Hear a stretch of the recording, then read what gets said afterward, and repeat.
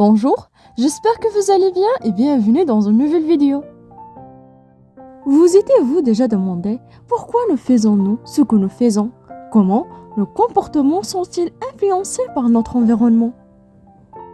Aujourd'hui, nous allons plonger dans une théorie fascinante, le behaviorisme. Préparez-vous à découvrir comment cette théorie a transformé notre compréhension du comportement humain et animal.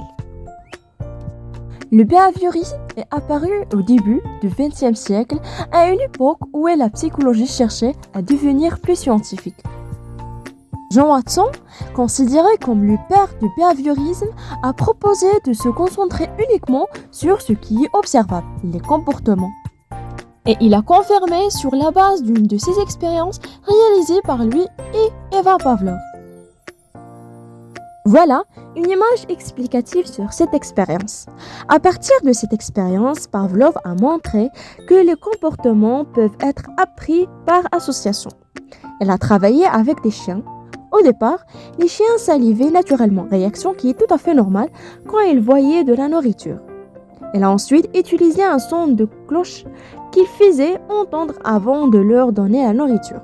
Après plusieurs répétitions, les chiens commencent à saliver rien qu'en entendant la cloche, même s'il n'y avait pas de nourriture.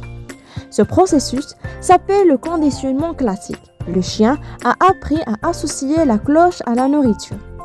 C'est une expérience qui montre comment on peut apprendre de nouveaux comportements grâce à des associations répétées. Maintenant, passons à découvrir les principes principaux du behaviorisme. Le behaviorisme repose sur deux types de conditionnement majeurs. La première est le conditionnement classique de Pavlov, où un stimulus neutre devient associé à une réponse, comme on a déjà vu dans l'expérience précédente. La deuxième est le conditionnement opérant, développé par Skinner, où un comportement est influencé par les réponses ou les punitions. Voici une image qui contient des exemples sur autre expérience qui favorise le conditionnement classique en plus de l'expérience du chien. Passons maintenant à expliquer bien le conditionnement opérant. Comme on a déjà dit que le conditionnement opérant, basé sur des choses, les renforcements et les punitions, tels que chacun de ces deux a deux types. On commence par le renforcement. Renforcement positif, c'est-à-dire ajouter une réponse pour augmenter un comportement. Par exemple, offrir un bonbon à un enfant qui fait ses devoirs. Mais le renforcement négatif est de retirer un élément désagréable pour augmenter un comportement.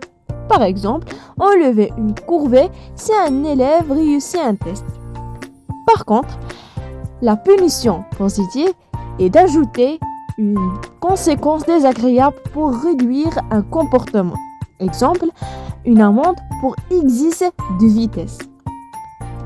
La punition négative est de retirer quelque chose d'agréable pour réduire un comportement. Exemple, confisquer un jeu. Et on peut remarquer l'existence de la conditionnement opérant dans notre vie quotidienne et dans plusieurs domaines. Par exemple, dans l'éducation, les enseignants utilisent des récompenses et des punitions pour encourager l'apprentissage. En management, les systèmes de bonus et d'incitation sont basés sur le conditionnement opérant. Aussi, en thérapie comportementale, il aide à traiter les phobies, les dépendances ou les troubles anxieux à travers des techniques comme la désensibilisation. Malgré tout cela, le behaviorisme n'a pas été accepté par tout le monde. Il y avait un groupe d'opposants qui ont fixé des limites à ce behaviorisme.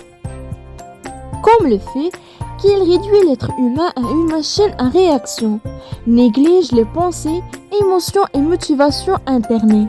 Les psychologues cognitivistes comme Jean Piaget et Noam Chomsky ont souligné que les processus mentaux jouent un rôle clé dans l'apprentissage et le langage.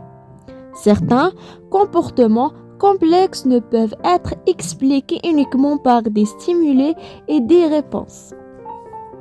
Par exemple ici une image sur l'expérience du logiciel Albert qui est menée par Watson et René en 1920.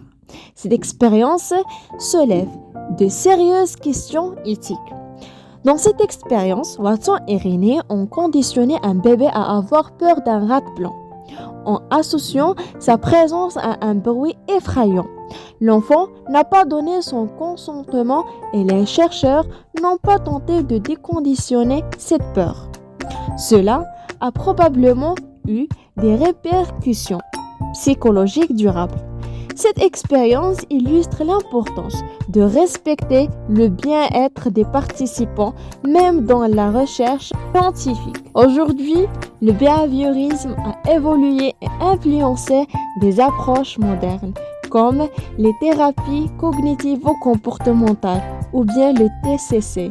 Ces approches combinent les principes behavioristes avec une meilleure compréhension des pensées et des émotions pour traiter des problèmes psychologiques.